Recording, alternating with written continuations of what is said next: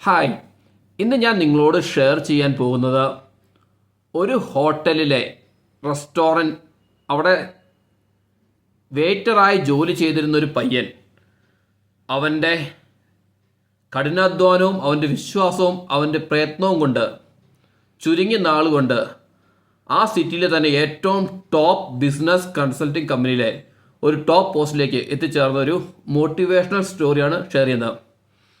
ഈ സ്റ്റോറി നടക്കുന്നത് നമ്മുടെ ഏറ്റവും തിരക്ക് പിടിച്ച നഗരമായ ബോംബെ നഗരത്തിലാണ്. ഈ കഥയിലെ നായകൻ്റെ പേര് ഗൗരവ്. അവൻ ഒരു ഗ്രാമത്തിൽ പഠിച്ചു വളർന്ന ഒരു പയ്യനാണ്. അവൻ നല്ല രീതിയിൽ സ്കൂളുകളിൽ പഠിക്കുമായിരുന്നു. അതുപോലെ തന്നെ ഡിഗ്രിക്ക് ചെന്നപ്പോഴും അവന് പറ്റാവുന്ന രീതിയിൽ അവൻ പഠിച്ച് അത്യാവശ്യം നല്ല മാർക്കോടുകൂടി പാസ് ഔട്ടായി. ഡിഗ്രിക്ക് ശേഷം അവൻ ഈ ബോംബെ നഗരത്തിലേക്ക് ജോലി തേടിയാണ് വരുന്നത്.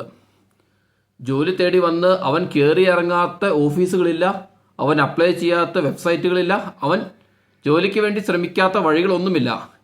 എന്നിരുന്നാലും അവന് ഒരു നല്ലൊരു ഓപ്പർച്യൂണിറ്റി അവന് കിട്ടിയില്ല. കാരണം അവനേക്കാളും വെൽ ക്വാളിഫൈഡ് ആയിട്ട് അവനേക്കാളും നല്ല കോളേജിൽ പഠിച്ചിറങ്ങിയ ഒരുപാട് കാൻഡിഡേറ്റ്സ് അതേ സിറ്റിയിൽ ജോലി അന്വേഷിച്ച് നടക്കുന്നുണ്ടായിരുന്നു. കുറേ നാളവൻ ജോലി അന്വേഷിച്ച് നിവൃത്തിയില്ലാതെ വന്നപ്പോൾ അവൻ ഒരു റെസ്റ്റോറൻറ്റിൽ സപ്ലയറായി അവൻ ജോലിക്ക് കയറി.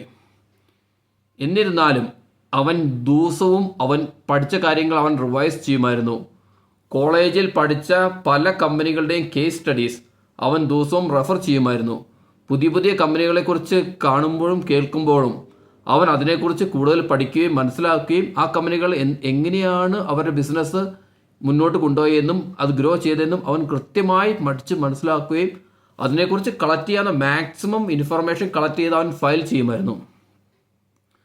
അവൻ ദിവസവും കിടക്കുന്നതിന് മുന്നേ മിനിമം 2 മണിക്കൂറെങ്കിലും അവൻ അവൻ്റെ സ്വപ്നത്തിനായി അവൻ ചെലവഴിച്ചിരുന്നു. കാരണം അവൻ അറിയാമായിരുന്നു ഒരിക്കൽ അവനെ തേടിയൊരു ഓപ്പർച്യൂണിറ്റി വരുമെന്നും ആ ഓപ്പർച്യൂണിറ്റി വരുമ്പോൾ അവൻ അതിനുവേണ്ടി തയ്യാറായിരിക്കണമെന്നും. അവൻ ഇങ്ങനെ നാളുകൾ കടന്നുപോയി. അവൻ്റെ മെയിൻ പ്രോബ്ലം അവനൊരു നല്ലൊരു കണക്ഷൻ ബിൽഡ് ചെയ്യാൻ കഴിഞ്ഞില്ല എന്നിരുന്നാണെങ്കിലും അവന് വിശ്വാസമുണ്ടായിരുന്നു ഒരിക്കൽ അവൻ്റെ ടാലൻറ്റ് പ്രസൻറ്റ് ചെയ്യാൻ അവനൊരു അവസരം കിട്ടുമെന്നും. അങ്ങനെ നാളുകൾ കഴിഞ്ഞു പോയി. അവൻ്റെ ജോലിയിൽ അവൻ കോൺസെൻട്രേറ്റ് ചെയ്യാൻ തുടങ്ങി. അവൻ്റെ ഹോട്ടലിലെ മെനു കാർഡിലെ ഓരോ ഐറ്റവും അവൻ മനഃപ്പാഠമായി പഠിക്കുകയും അത് എങ്ങനെയാണ് പ്രിപ്പയർ ചെയ്യുന്നതെന്നും അതിന് എന്തൊക്കെ കോമ്പിനേഷൻസ് ആണ് യൂസ് ചെയ്യുന്നതെന്നും അതിന് യൂസ് ചെയ്യുന്ന റോ മെറ്റീരിയലുകൾ എവിടെ നിന്നാണ് വരുന്നതെന്നും അത് എങ്ങനെയാണ് ഒരു കസ്റ്റമറിനെ സാറ്റിസ്ഫൈ ആക്കാമെന്നും അത് ഏതുതരം കസ്റ്റമറിന് ഏതുതരം ഫുഡാണ് കൂടുതൽ സൂട്ടബിൾ എന്നും അങ്ങനെ ഒരു ഷെഫ് മനസ്സിലായിരിക്കുന്ന ഒരു ഫുഡിനെക്കുറിച്ചും ആ ഹോട്ടലിലെ കാര്യങ്ങളെക്കുറിച്ചും അവിടുത്തെ ഓപ്പറേഷൻ രീതികളെക്കുറിച്ചും എല്ലാം അവൻ ദിവസവും പഠിച്ചുകൊണ്ടേയിരുന്നു. അവനീ പഠിക്കുന്നത് കണ്ട് അവൻ്റെ കൂടെയുള്ള മറ്റ് സപ്ലയേഴ്സ് പറയുമായിരുന്നു, നീ നിൻ്റെ സമയം വെറുതെ വേസ്റ്റ് ആക്കുവാണ്, നീ ഒരു സപ്ലയർ മാത്രമാണ്, ഈ കാര്യങ്ങളെല്ലാം അറിയേണ്ട ആവശ്യം നിനക്ക് ഇല്ല എന്നും. എന്നിരുന്നാലും അവനെ തന്നെ നല്ല രീതിയിൽ പ്രസൻറ്റ് ചെയ്യാൻ മാക്സിമം ശ്രമിച്ചിരുന്നു. ഓരോ കസ്റ്റമേഴ്സ് വരുമ്പോഴും അവർക്ക് അനുയോജ്യമായ ഫുഡ് സജസ്റ്റ് ചെയ്യാൻ അവൻ സമയം സ്പെൻഡ് ചെയ്തിരുന്നു. ആ ഫുഡിൻ്റെ കോമ്പിനേഷൻസും എല്ലാം അവൻ കൃത്യമായി എക്സ്പ്ലെയിൻ ചെയ്യുമ്പോഴും ഓരോ കസ്റ്റമേഴ്സും അവൻ്റെ കഴിവിൽ സന്തോഷവാനായിരുന്നു. അങ്ങനെ നാളുകൾ കടന്നുപോയി. ഒരു വെള്ളിയാഴ്ച നല്ല തിരക്കുള്ള ഒരു ദിവസം അവൻ അതുപോലെ തന്നെ ഒരു ടേബിളിൽ ഒരു നല്ല രീതിയിൽ വെൽ ഡ്രസ്ഡായ ഒരു എക്സിക്യൂട്ടീവ് ലുക്ക് തോന്നുന്ന ഒരാൾ സിസ്റ്റവുമായി അവിടെ ഇരിക്കുന്നത് കണ്ടു.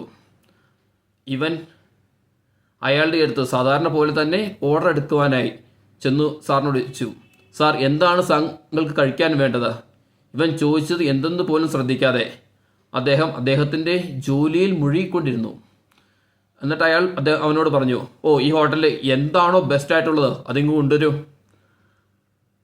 അവൻ അവിടെ നിന്ന് പോയി അവന് ഇഷ്ടമുള്ള കൊണ്ടുവരുന്നതിന് പകരം അവൻ അവിടെ നിന്ന് സാവകാശം സംസാരിക്കാൻ തുടങ്ങി. സാർ, ഈ ഹോട്ടലിൽ മെയിനായിട്ട് സീ ഫുഡ് ഐറ്റംസ് ആണ് കൂടുതൽ ആൾക്കാർക്ക് ഇഷ്ടപ്പെടാറ്.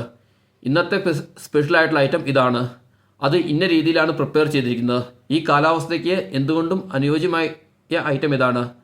അങ്ങനെ ആ ഫുഡ് മെനുവിനെ കുറിച്ച് അവൻ അറിയാവുന്നത് ഓരോന്നായി അദ്ദേഹത്തിന് ഇൻട്രസ്റ്റ് തോന്നുന്ന രീതിയിൽ അവൻ എക്സ്പ്ലെയിൻ ചെയ്യാൻ തുടങ്ങി. അങ്ങനെ അയാൾക്ക് ഇഷ്ടമുള്ള ഐറ്റം എന്താണെന്ന് അയാളുടെ ഉള്ളിൽ നിന്ന് ഇവനെ കൊണ്ട് പുറത്തു കൊണ്ടുവരാൻ സാധിച്ചു. ഇത് കണ്ടിട്ട് അയാൾ അവനോട് ചോദിച്ചു, നിങ്ങൾ എങ്ങനെയാണ് ഇതിനെക്കുറിച്ച് ഇത്രയും പഠിച്ചത് എന്ന്.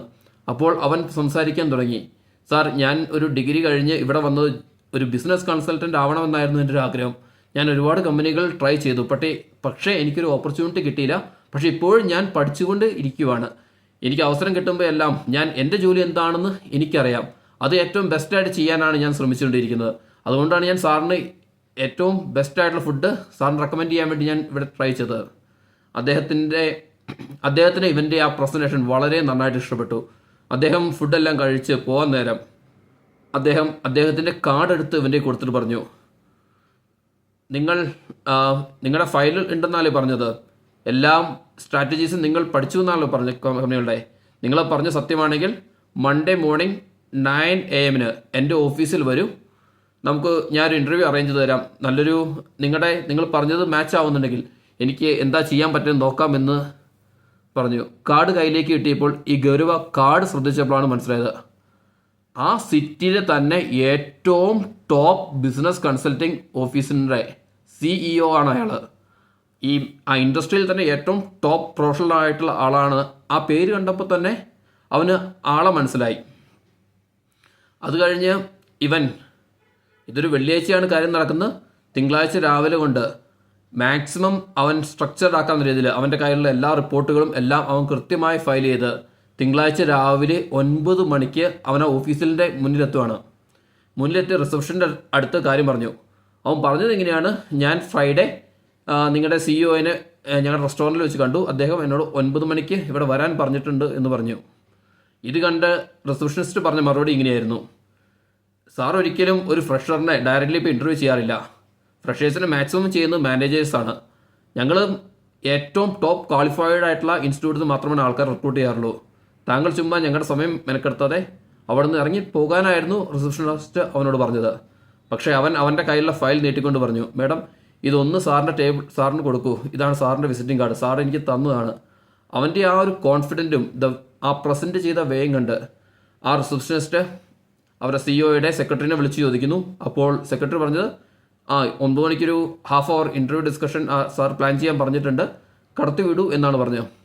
അങ്ങനെ ആ പയ്യൻ ആ CEOയുടെ ഓഫീസ് ക്യാബിനിലേക്ക് എത്തുകയാണ്. അവൻ്റെ ഫയൽ കൊടുത്തിട്ട് ആ സാർ ഓരോ പേജ് മറിച്ച് നോക്കിയിട്ട് അവനോട് പറഞ്ഞത്, ഇത് ഇവിടുത്തെ സീനിയറായിട്ടുള്ള ബിസിനസ് അഡ്വൈസേഴ്സ് ചെയ്യുന്നേക്കാൾ നന്നായിട്ട് താങ്കൾ ചെയ്തിട്ടുണ്ട്. ഞങ്ങൾ ഇവിടെ പൂനെ നഗരത്തിൽ ഒരു പുതിയ ബ്രാഞ്ച് ഓപ്പൺ ചെയ്യാൻ പ്ലാൻ ചെയ്യുന്നുണ്ട്. തനിക്ക് അവിടെ ജോയിൻ ചെയ്യണമെങ്കിൽ എക്സിക്യൂട്ടീവ് ആയിട്ട് ജോയിൻ ചെയ്യാം. തൽക്കാലം 1-2 മാസം താങ്കൾ ഇവിടെ ജോലി ചെയ്യൂ. അതിനുശേഷം ആ ബ്രാഞ്ച് റെഡി ആകുമ്പോൾ അങ്ങോട്ട് ജോയിൻ ചെയ്യാം എന്ന് പറഞ്ഞ് അവനൊരു നല്ലൊരു ഓഫറാണ് അവൻ്റെ കയ്യിലേക്ക് വെച്ചു കൊടുത്തത്. അങ്ങനെ അവൻ ആ കമ്പനിയിൽ ജോയിൻ ചെയ്തു. അവൻ പൂനെ ഓഫീസിലേക്ക് സ്റ്റാർട്ട് ചെയ്തപ്പോൾ അവിടെ വർക്ക് ചെയ്യാൻ ചെല്ലുന്നു. അവിടെ മാസങ്ങൾ കൊണ്ട് അവൻ നല്ല കുറേ ക്ലയൻറ്റുകളെ അവന് ഡെവലപ്പ് ചെയ്തെടുക്കാനും അവൻ ആ ഓഫീസിൻ്റെ ടോപ്പ് ലെവലിലേക്ക് എത്താനും സാധിച്ചു. അതിന് ശേഷം കുറച്ച് നാൾ കഴിഞ്ഞ് ഈ പയ്യൻ ഇവരുടെ ഹെഡ് ഓഫീസിലേക്ക് വന്നപ്പോൾ ഇതേ റിസപ്ഷനിസ്റ്റ് അവനോട് ചോദിച്ചു, താങ്കൾ എങ്ങനെയാണ് ഡയറക്റ്റ്ലി നമ്മുടെ CEOയുടെ അപ്പോയിൻമെൻറ്റ് എടുത്തത് എന്ന്.